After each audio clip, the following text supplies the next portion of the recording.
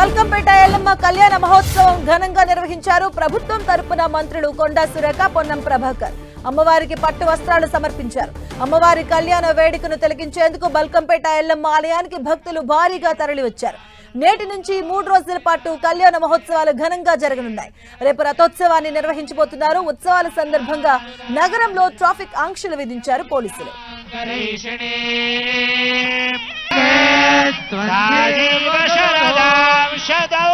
मांगल्यधारण मुहूर्त शुभ मुहूर्त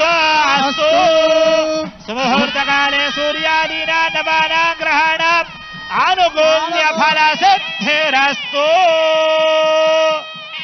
अక్కడ కూర్చో.